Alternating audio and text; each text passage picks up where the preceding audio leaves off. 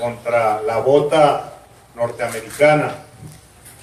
insolente, pisando el suelo de la República Dominicana,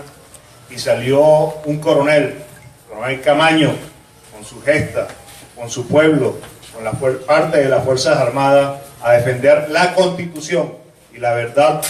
de un pueblo que está allí y que por eso se mantiene en la historia. Tenemos una historia contemporánea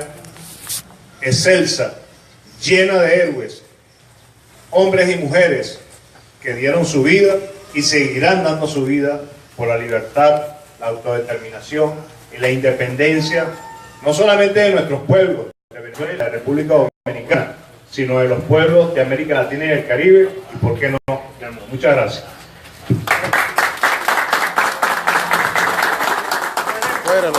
Pregunta, dicen el nombre y el medio de una vez. Maricela Gutiérrez, del canal 55, al embajador. Embajador, ¿qué entiende usted que ante la situación que está atravesando ahora mismo Venezuela, debe realmente, o sea, qué medida entiende usted que se debe de tomar realmente para que esto pueda mejorar? Las medidas se han venido tomando desde un principio. Más aún tenemos que recordar que tenemos 18 años dentro de un proceso que ha luchado contra una hegemonía que perdió su piso político en lo que respecta a la República Bolivariana de Venezuela, a la llegada al frente de la primera magistratura nacional, como fue el comandante Hugo Rafael Chávez Frías, comandante eterno de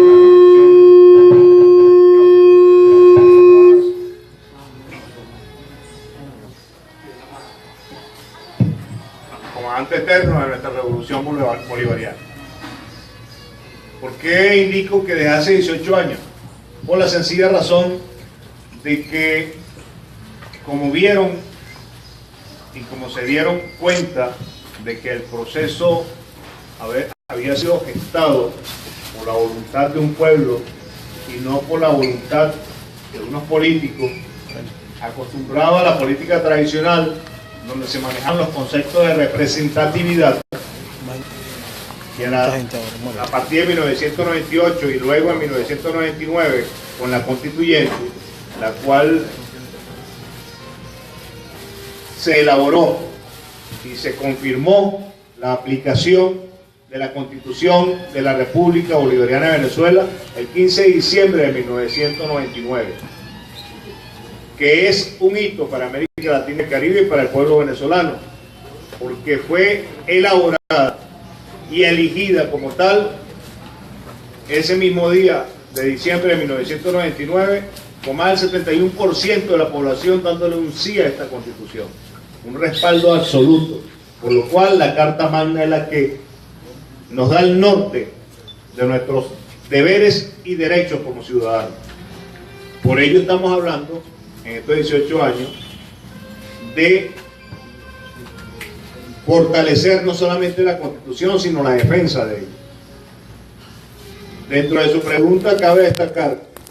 que todo el proceso ha venido ocurriendo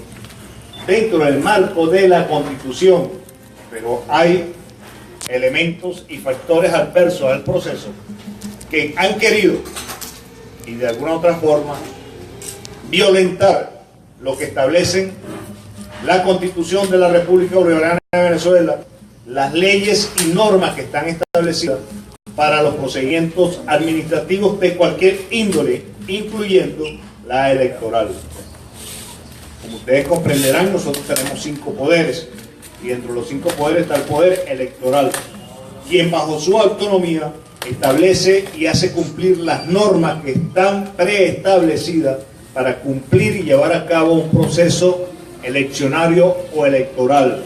desde instituciones, desde sindicatos hasta la primera magistratura nacional o el presidente de la República. ¿Qué ocurre? Que se ha dado la tarea de indicar que es el Estado venezolano que no quiere ir al diálogo y es el que está violentando la institucionalidad. Esto es lo que les estoy refiriendo, esto es lo contrario. Los que adversan el proceso, la oposición con sus representantes, no quieren hacer cumplir la Constitución de la República Bolivariana de Venezuela. la muestran, hablan de ella. Hay que recordar que el 11 de abril del 2002, esa misma oposición de ese 2002 fue la que prácticamente absolvió la Constitución de la República Bolivariana de Venezuela y con ella todas las instituciones que estaban enmarcadas dentro del proceso constitucional para restablecer la Constitución de 1971, de la cual tenía elementos como la representatividad y que le permitiría a ellos volver a optar y hacer prácticamente o poner en ejecución sus políticas tradicionales. Hablando de ello, en ese contexto nos podemos dar cuenta que la lucha no es por un proceso electoral, la lucha no es por un proceso democrático, la lucha es económica y de poder. Y cuando digo de poder, por la sencilla razón de que la Asamblea Nacional, a partir del 2015, del 5 de diciembre de 2015,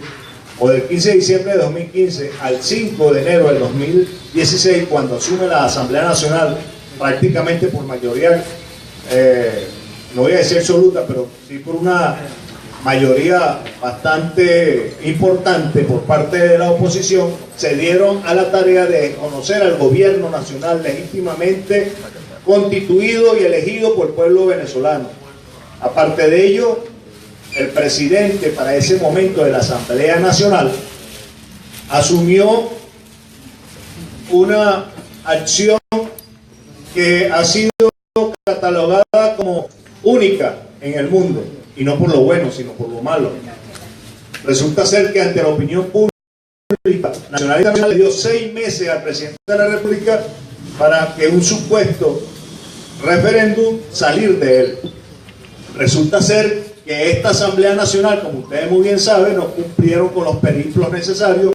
y no pudieron lograr su objetivo de un referéndum en el 2016, ya que se trasladaba para el 2017. Entonces han tratado desde ese momento de violentar la Constitución y hacer que el Estado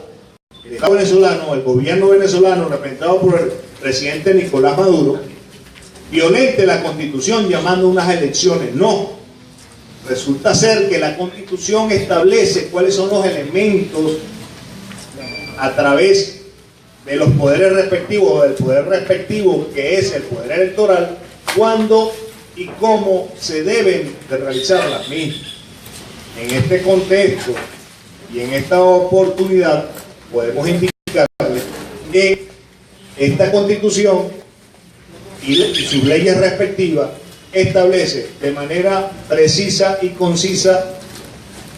por qué y cómo deben de realizarse las mismas. Voy. Primero, se debe discutir